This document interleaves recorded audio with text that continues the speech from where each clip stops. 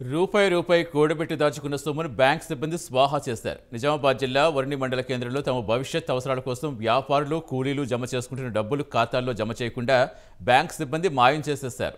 దీంతో తమ అకౌంట్లో డబ్బులు జమ కావడాలని తెలియడంతో ఖాతాదారులు ఆందోళన చెంది 15 రోజులుగా డబ్బుల కోసం బ్యాంక్ చుట్టూ తిరుగుతున్నారు.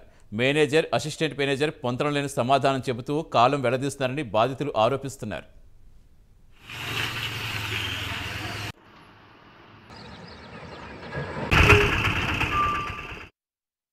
కడతా పోయినాము. ఇక మొన్న 15 రోజుల నుంచి అయినా ఆదర్శకు రాలేదు. ఇక మరి ఏంటంటే మరి మా డబ్బులు నెలకు రోజుకి 50 రూపాయల చొప్పున కట్టినా నేను. ఇక తర్వాత ఆయన 15 రోజుల నుంచి బంద్ చేసిండైతే మొన్న వెళ్ళి అడిగితే మా సార్ లేరమ్మా అని చెప్పిండు అక్కడ ఉన్నోళ్ళు. ఎప్పుడు వస్తాడంటే రేపు వస్తాడు, ఎల్లుండి వస్తాడని అట్లనే 15 రోజుల నుంచి అట్లనే చెప్తా పోయిండ్రు. ఇక మొన్న ఒక సార్ వచ్చి ఏంటంటే మేము ఇట్లా కట్టిన మా సారు కనిపిస్తలేడు అని చెప్పింది. సిండికేట్ బ్యాంక్లో చిన్నప్పటి నుంచి ఆదర్శ కడతాను సార్ నేను.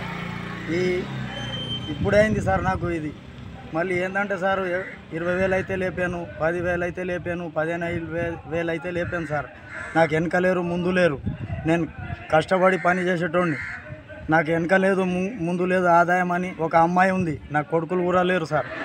అందుకోసమే సార్ 10,000 వస్తే నాకేమైనా అవుద్ది, ఒక 20,000 వచ్చినా నాకేమైనా అవుద్దని నేను నమ్మకంతో కట్టాను సార్.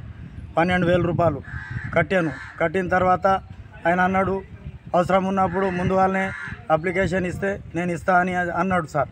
విన్నారా? ఆయన పారిపోతాడని మాకు తెలియదు సార్. నేను 2-3 సార్లు తిరిగిన బ్యాంకులో. ఈ తర్వాత ఈయన చెవులకు. కామారెడ్డి జిల్లాలో